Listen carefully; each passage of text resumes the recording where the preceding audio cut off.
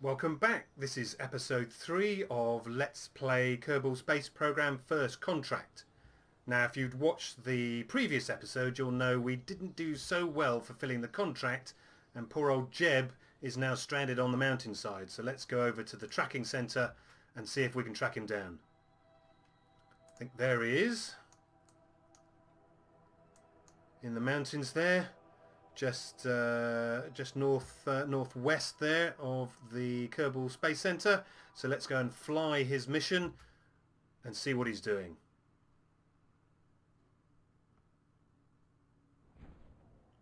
Okay, well, here he is on a windy mountainside, but while he's here, even though we failed the mission, we can at least do a little bit of science. So let's do a crew report.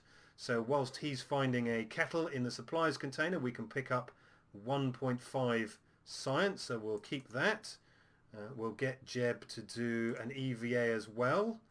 There he is, so we'll right-click Jeb and get an EVA report. So I don't think he's exactly free-falling, but 5.6 science is good enough data to keep. And if we press spacebar, come on Jeb, up you get. There we go. Once he's recovered, I think we can take a surface sample, so that'll give us a little more science. That's 9 science for the dirt, grass and some small rocks. So we'll keep that, so that's good, that's all good. We'll get him back on board so he's ready to recover. And there we are, he's successfully back on board. We'll recover this vessel and check out the mission summary to see how well we did.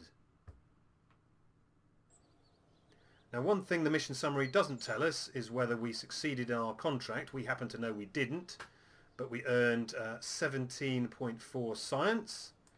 We recovered some parts, and we recovered some funds from those parts. We got 22,000 funds, and we recovered Jeb. So that's all good, well, as good as it could be. So let's pop back into the VAB and see if we can improve on our vessel that we used to do the contract and get some funds for the contract. Okay, so let's load up our vehicle. I think it was this one here. And there we go. Right. Now, there's probably a lot of things wrong with this vessel, but for our purposes, there were 2 things we need to take care of. One, we had way too much thrust. Now, we could just throttle down this engine until we eject the 2 solid rocket boosters and then throttle up, or we could be lazy and just change the staging. So we can set our throttle to maximum, but the engine won't fire until we eject the solid rocket boosters. So that's one thing taken care of. The other thing is it veered off to one side, I seem to recall. So let's get some winglets. These are fixed winglets. And let's put our symmetry to 4. Let's get a nice set of 4 winglets. Now that's an interesting point. If your part travels over another part that already has symmetry, this has a symmetry of 2, it resets your current symmetry. So just double check that when you're placing parts.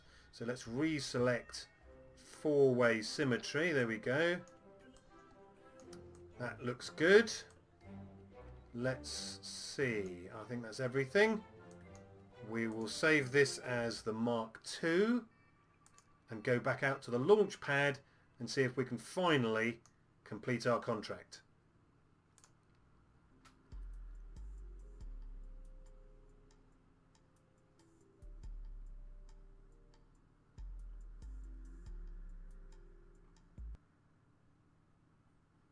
Okay, well, welcome to the launch pad. Jeb's in the pilot's seat. Just double check our staging. There's our central engine firing after the boosters are ejected. I think that looks all okay. So let's press T to get SAS on. Let's throttle up to maximum so that when this engine comes on, it's at maximum throttle straight away.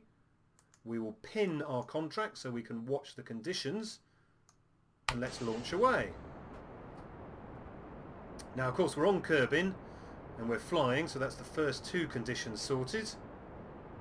All we have to do now is reach the target altitude and the target speed.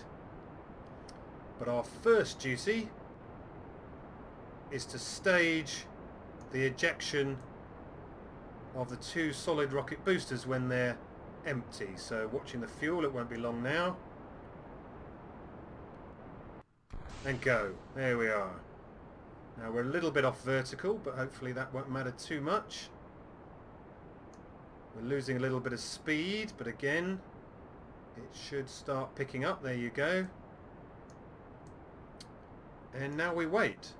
Got to watch the altitude, which we can check off here, and watch the speed, which we can check off down here. So the moment we get 4 green ticks, we can fire the stage to eject the launch vehicle, and then we can fire the stage again to fire the rocket and complete the contract.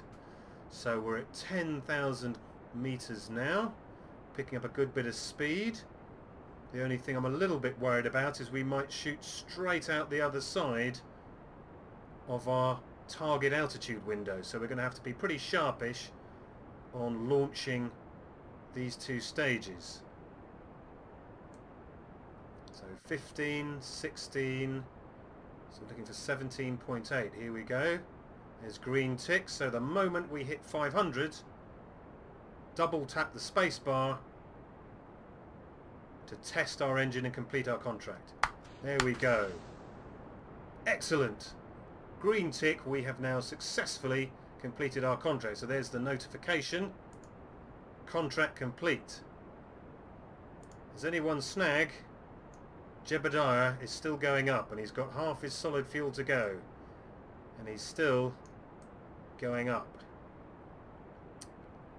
Okay. Right, so I think again we will pause the video and leave Jeb to admire the sights. I'll see you in a minute. I thought you might like to see where Jeb ended up. It's a very long way up. So far that Kerbin has actually been rotating underneath Jeb as he went up, and obviously as he comes down. So I just hope Jeb has enough snacks to keep him going, because he's going to be here a while. So while he falls back down to Kerbin, I'll pause the video again.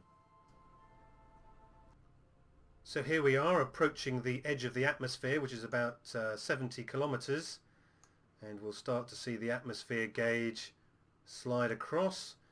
Jeb kind of made it quite a long way round to this large impact crater, where you can see making his way through the thicker part of the atmosphere now. Some atmospheric re-entry effects. He's going to be getting rather warm. We've got some effects there from the atmosphere. I think we need to get rid of that stage and pop the parachute. There goes the debris into the distance. Quite attractive really, this part of the planet. Rather a lot of ocean in this crater. Don't know if this is a volcanic crater or an asteroid crater, an asteroid impact. I think the theory is it's an asteroid impact. But we'll soon be able to take some samples from our... Whoa! Jeez, that was close. Woohoo! Cool, blimey. That really was close. Right, well that's... Whew. Oh dear. Right, so we're 300 metres up. As I was saying, we'll soon be able to take a surface sample, probably a water sample, but a sample nevertheless, and do a little bit of science. So again, we've succeeded in our mission to complete this contract, and we'll be able to do a little bit of science as well. So all will be good for Kerbal Space Program. Excellent. So we've got 200 meters to go.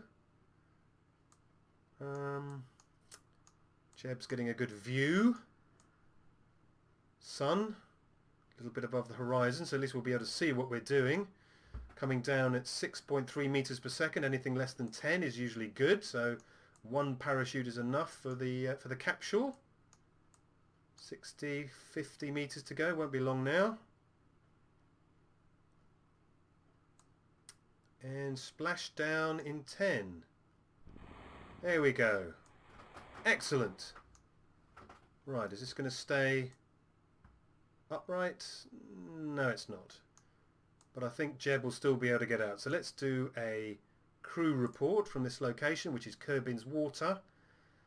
Yes, I hope the hatch doesn't break and flood in as well. So, but we got two science for that, not much, but we'll keep that data.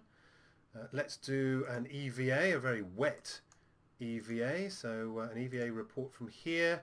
Yep, it's definitely precarious, and we get 5.6 science for that. We'll keep that. We'll press the space bar and go for a swim, and we'll take a surface sample. I think we'll take a surface sample here. It's very, very liquid. Yes, well done, Jeb. Didn't go and do all that space science for nothing. So 12 science we can collect there. We'll keep that as well. So I think we did rather well in this episode. We will grab onto the capsule. We will board the capsule with an F, and we'll send out the ships to recover the vessel.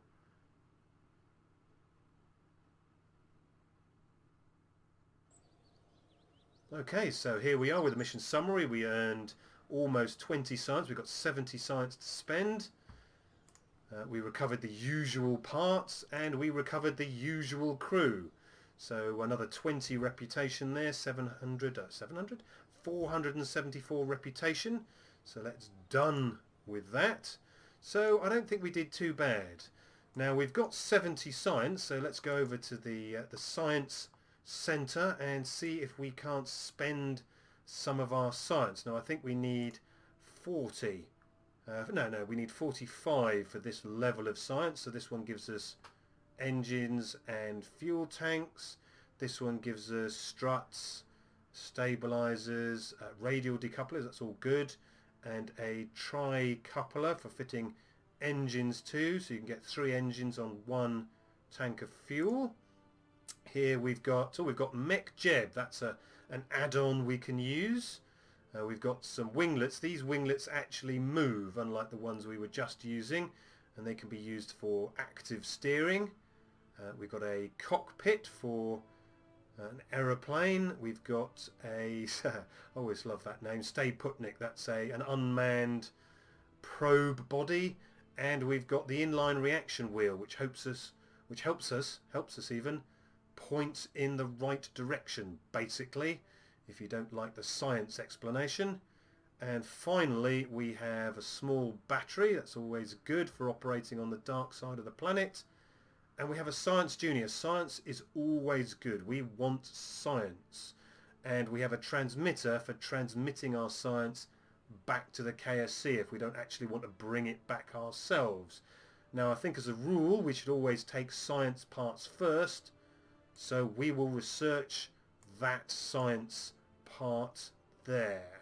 Now we don't have enough science. We don't have 45 science. We need another 20 science, which shouldn't be too difficult to pick up one of these other modules. Remember, we're going to pick up each level of modules, each level of technology before moving on to the next. So we've got to do these first with 45 science each. So I think we did rather well in this particular episode. Nice short episode.